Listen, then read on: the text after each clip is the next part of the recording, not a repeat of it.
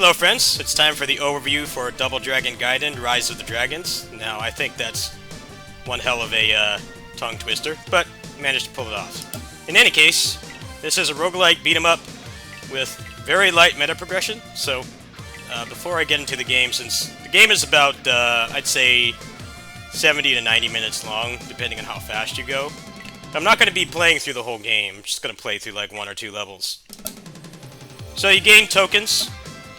Tokens are gained either through the game itself, sometimes you'll get upgrades that will just give you tokens outright, but most of them are gained through the scaling difficulty system. So as you can see here, I completed the game once already, so I got about 30 tokens. So I got Chin, and I got Duke, and there's a bunch of other characters here. Now they're basically all the bosses, so if you remember playing the sprite-based Igavania games, you know how you could always tell when a character was playable because they were humanoid. They were humanoid and they had like an abnormal amount of animation frames for a boss. That's pretty much what they did here. It's like, hey, you know, the bosses are already really nice sprites with large movesets and everything and animation frames. So let's just go ahead and make them playable. Unfortunately, everything else in here kind of just teaches you how to play the game, and there's some artwork and stuff, which is nice, but it's very light meta progression. So if you're the kind of person that likes stat meta progression, which I personally think would ruin this game. It was one of the problems with the Shin Kamen Rider game, was mostly that if you got the stats, the game just became way too easy, but at least it was balanced enough that you could beat it without grinding. Still, this feels pretty front-loaded. I mean, the only thing you're really going to want to go for is the characters first and foremost, and then from there, this is just going to be like extra stuff. Now, one of the things I suggest is actually know the developer of this game from back when he worked on Devil's Dare, which is a game I also covered many years ago. I suggested that once you unlock everything, the tokens should be used for starting items. That's how it works in 20XX and 30XX. You unlock things pretty quickly, yes, but the grind bits that you earn stay perpetually useful because you can use them to start a run. And I think this game actually has some pretty cool builds, so it would be nice if they add that. So I don't know, calling it a roguelite is kind of a little bit inaccurate because you don't get any stats. You have to beat the game with your actual skill. You're not gonna get like a double health bar or more continues or do like 50% more damage or anything. Everything's gonna be from your skill and the upgrades that you choose. But there aren't really any progression, any kind of meta progression besides the characters that you unlock. So, if that's a turn off for you, you might want to play something else. But I think the game is actually pretty well balanced as it is. So here's the scaling difficulty system. So you can choose 2-player or 1-player, and then you can make it like an arcade game where you have to pay 3 credits. So credits in this game are tokens. So if you have a bunch of tokens, I guess you can just keep continuing. You can choose infinite, so you can treat it like when you're a kid and your mom drops you off at the arcade with 10 bucks and you just credit feed through Metal Slug or King of Fighters or something. And then you can choose permadeath. So as you see at the bottom, the exchange rate increases or decreases depending on what difficulty you choose. So if I chose like permadeath and I scaled everything up, you're down to $500 per token. So if you manage to clear with this, you probably would be able to unlock a decent chunk of the characters just in like one playthrough. And if you scale it down here, you get 800 per token. So since I'm going to go ahead and unlock the true ending, we're going to go ahead and put it on 3 credits to continue.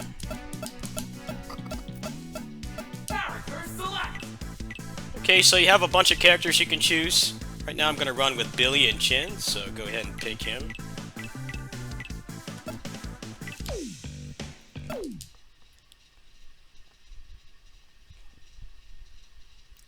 Mission select! Okay, so if you played Devil's Dare before, the way that this game is structured is very similar. The levels will increase in length and get more complex and difficult as you continue. So if you don't like a certain boss or you're going for an achievement, you're always going to want to change which one you do. But this one kind of sucks because it's got a lot of annoying hazards and stuff. So if you choose him first, you won't even go to the hazards, which just makes things less frustrating.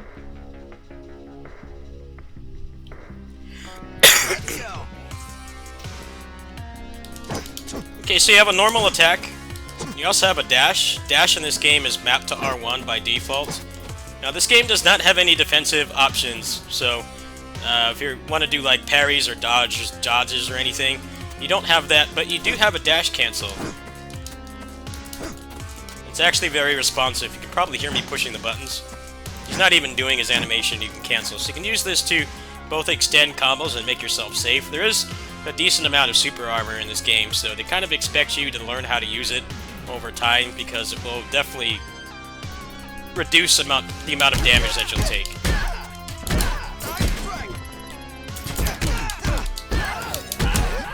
Stuff like that.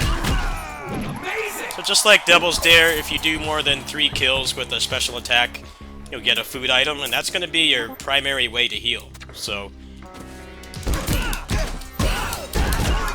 I'd say more than anything else, this game really reinforces crowd control.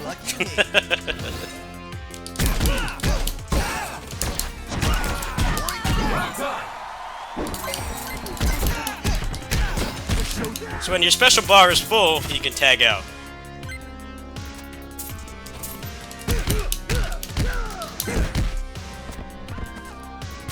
Nice. This game also has the Streets of Rage 4 pickup button mechanic, which is really nice.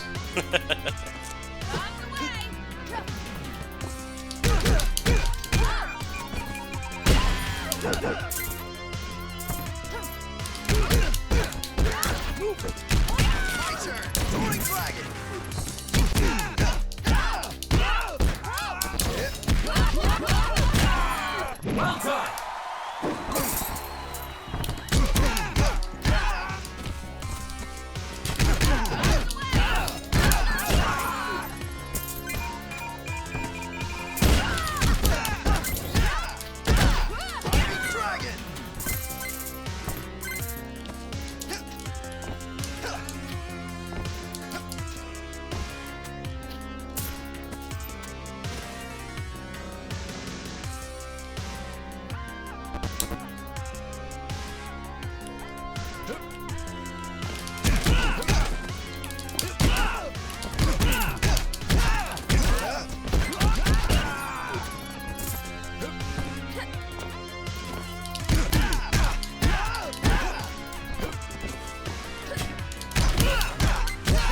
That's basically canceling an S string into a dash attack, and then from there you can go into a special, so it can be really good for positioning as well.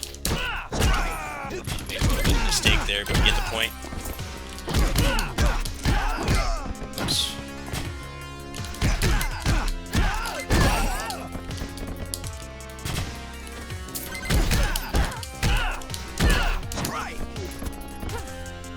That's good.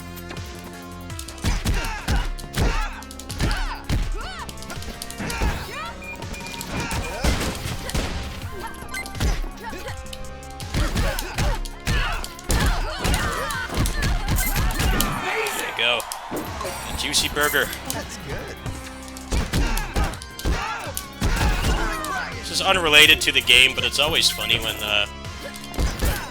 no matter where a beat-em-up game is made or set, they always have, like, American fast food or food items.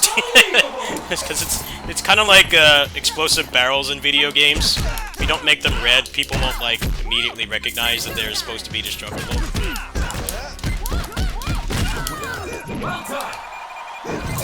Just like how there's like American dollars in every video game, even if it's set in like, I don't know, China or something. Nice. Interesting little thing to notice. So tagging in this game can be a little bit awkward, because you kind of start... You kind of come down from the air, so depending on the character, it can be a little bit awkward. But you can get used to it. Maybe they'll add like an item to make it work like Orochi or something. Who knows?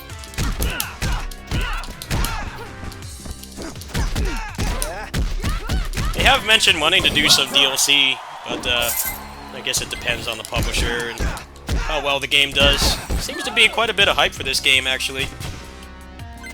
We all know Double Dragon 4 kind of felt like a game they made over a weekend. didn't really feel like the evolution that people wanted, so I think people put their wallet where it belongs. Maybe we'll get some more content for this game.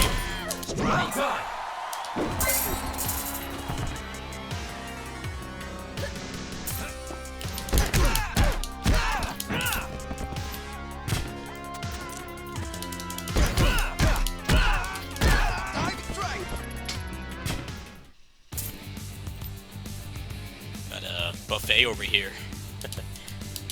See, you'll fight him here because this is the first level, but normally you'll have to go inside there, and there's a lot of gimmicks which you might not like. Be gone. With my power. Get stuck. Spinning baton. Be gone. Spinning baton. Death blast. Lightning strike.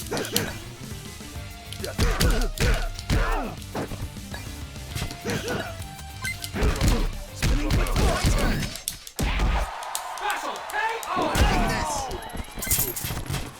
Let's grab some That's good. money here. $100 turkey. Prices are rising, folks. Okay, so when you get to your upgrades, you can choose one for each character.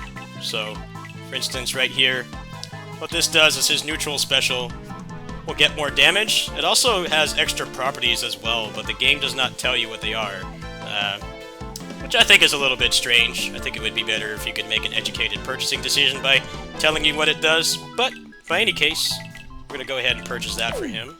And then for him, I actually don't really use the grab that much, so you know, that's not bad to have. We'll go with that. Okay, so since I chose him as the first level, he's removed from the equation of this run, meaning that he cannot respawn. However, if I go to the next level here, there will be 2 levels for the next one, then 3, and then 4, respectively. So, you choose who you want to take out. Now, I did this one as the last level last time, so we'll go here for the second time.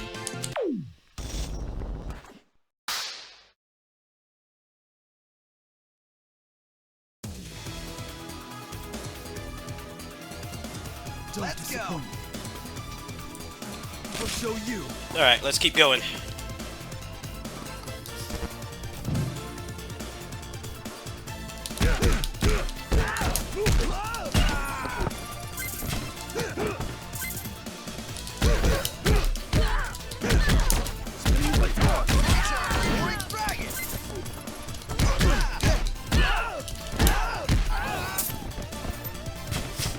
So when your special bar is full, you can tag. So if you feel like the other character can handle a situation better, or you just want to get them out of harm's way, there's a lot of different ways that you can use your bar besides just doing a special.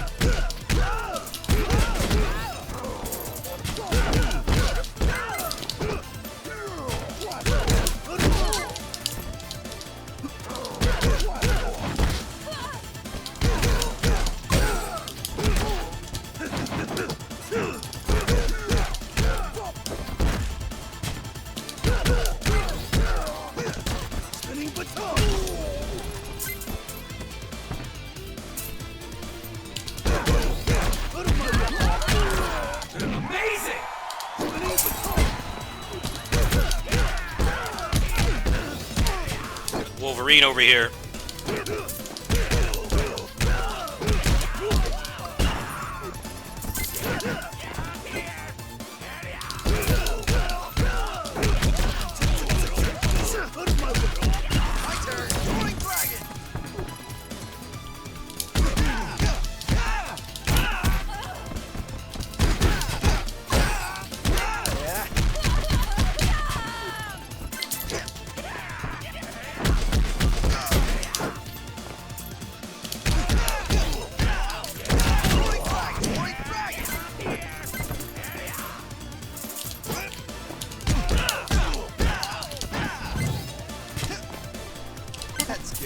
Alright, so since my bar is full, I'm gonna go ahead and tag him in and get everybody fully healed.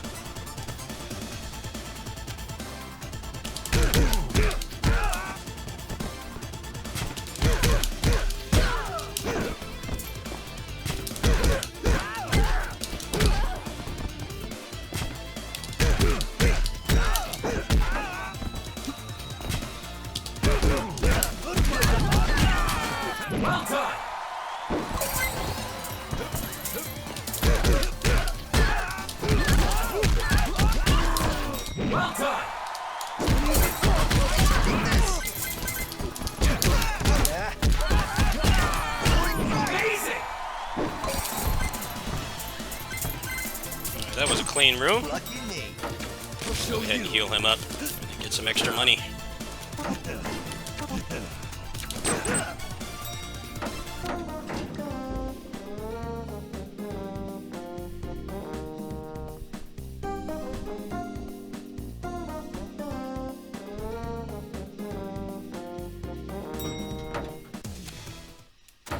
Alright, boss time.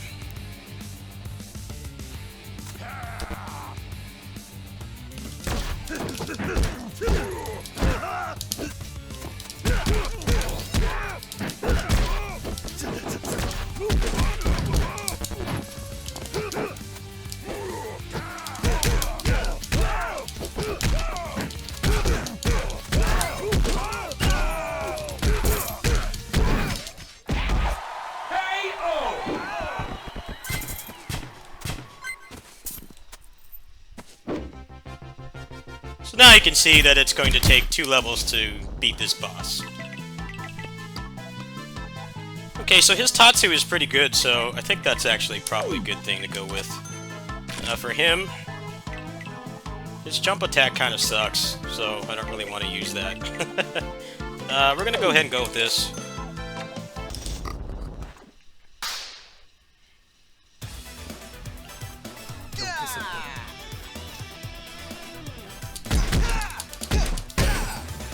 Lucky me.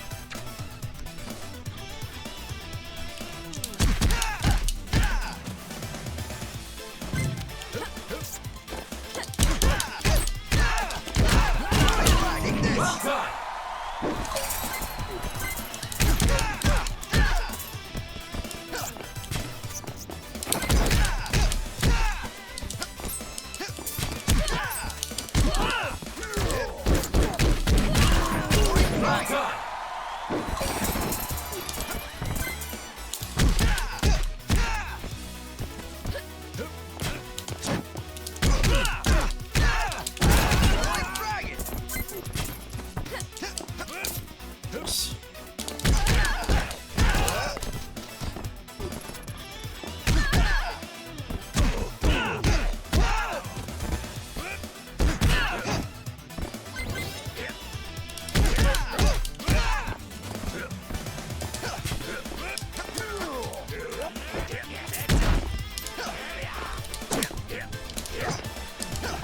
I definitely do feel like the verticality and stuff is kind of annoying, but I don't really see why it's needed. I'm of the school of thought that if you just let me run to the right and punch stuff, I'm completely happy. I don't need more than that, but I understand how things are now and how everything needs more variety, but I feel like this game is best when it's just rooms of things to punch. a little bit of limited platforming in this game. It's actually, doesn't feel too bad. I've experienced worse platforming than this. But it's still kind of the same problem. Like, yeah, is this really needed? I'd argue no. But it depends on what you look for in these games. Thank you. Do you need, like, a big spectacle, or do you just want dudes to punch? Alright, let's keep going. It's gonna be a little limited platforming here.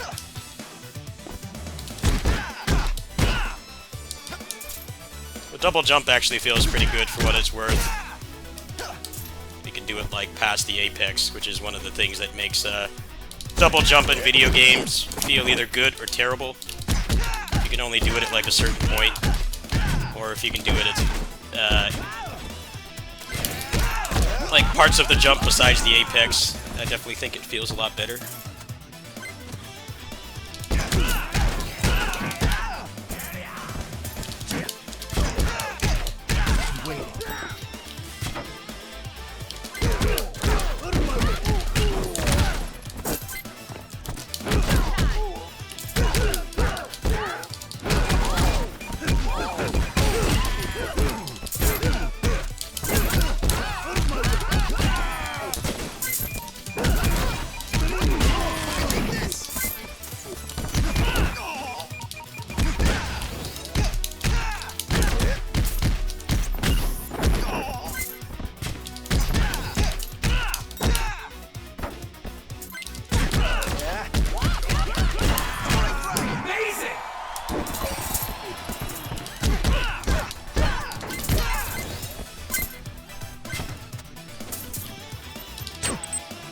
That's good.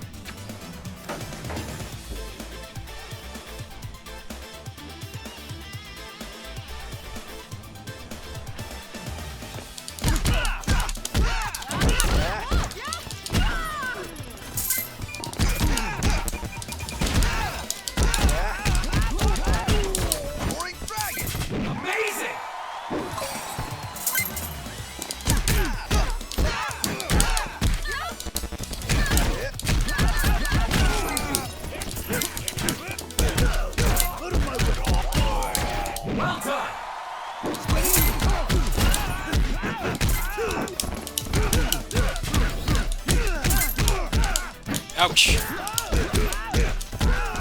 need that food here. There you go.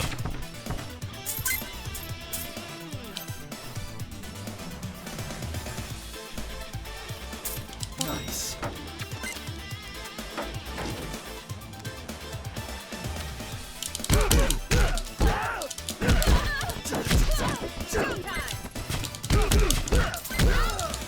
Spinning baton.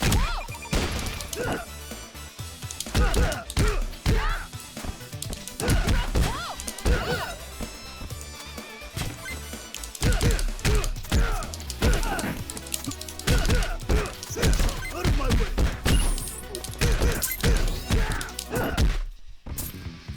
Alright, here we go.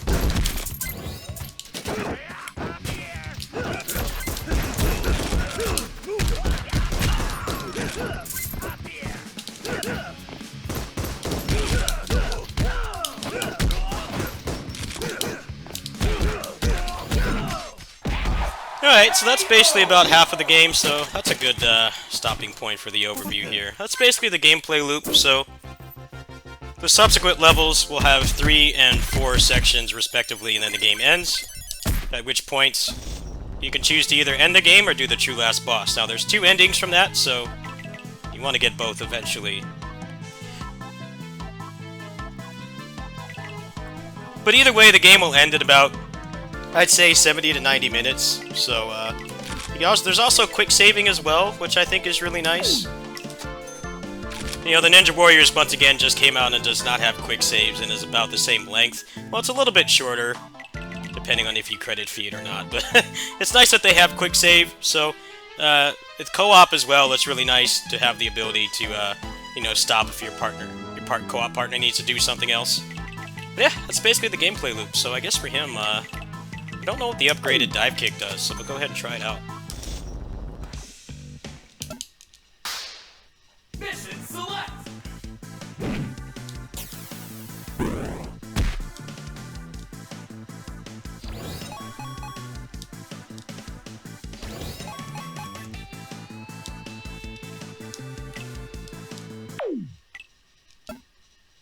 Alright, so overall I'd say this game is pretty solid.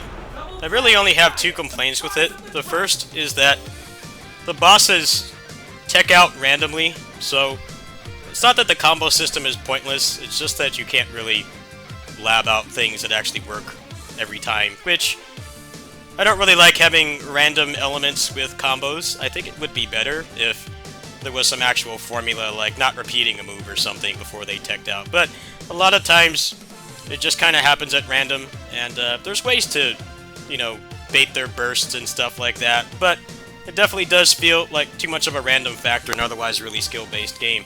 And when you crank up the difficulty, you die really fast, so that makes it more frustrating. Also, the fact that this is advertised as a roguelite, but doesn't really have a lot of stuff to unlock, I think is a problem. I think most people are just going to do the same thing. They're going to unlock all the characters, and then do this stuff, like, you know, whenever they feel like it. I think it would be nice if they had, like, more things to unlock, and I already suggested this to them, but, like, hey, just make it so, you know, hey, it costs, like, 5 or 10 tokens to get a bunch of starting items, so that you could do runs with certain builds and stuff. I think that would increase the replay value quite a bit, but as it is now, the unlock system, the meta progression is very front-loaded. It's nice that they don't have stats. It's nice that you actually have to play with what the game gives you, and you can't just grind to do, like, 300% more damage or anything and just remove the challenge of the game. It's nice that you can't do that, but it does feel like there should be more meaningful decisions to make with the token system besides just unlock all the characters and then you have, like, nothing else of value that really adds replay. So that's kind of a bummer, but they did say that they want to continue to support this game. I guess if the publisher allows them to, and also if the game sells well. So go ahead and buy the game, folks. It's on pretty much every platform. It does run fine on the Steam Deck. I just got my code like a couple hours ago, so I haven't had time to set everything up, but it should run at 120 FPS, and you probably should get about the same battery life as you do with the Ninja Warriors once again, which also came out this week just by sheer coincidence. So you can get both of those games and play them on the Steam Deck. There is no online play right now, however, they did say that there will be online play later. However, if you're on PC, you should be able to use Steam Remote Play Together and Parsec. I actually will be doing Parsec with a friend of mine whenever our schedule is aligned, so stay tuned for that. But for now, I'm going to go. I think the game is pretty solid. It definitely has a good foundation, but it does feel like advertising this as a roguelike. I wouldn't call it false advertisement, but there's not really any meaningful decisions to make. It's not like, you know, you can get like 20 tokens and like, hey, you know, maybe I can get like a bunch of upgrades for my moves or more SP recovery or something, but, you know, then I can't unlock this character. There's really no meaningful decisions to make. It's pretty much just really, really front-loaded. Get all these characters, and then that's it. So, hopefully they'll improve upon that element later, but I do think the game is worth the money. Hopefully when the online play comes out, it will be good, because we all know that Streets 4's netcode is average at best, and a lot of people still use Parsec to this day, even though the game actually does have native net play. So, hopefully the delay means that we'll get some good rollback, and it'll actually be feasible to just play this online. Through the game itself, and not have to go through external means. Thanks for watching.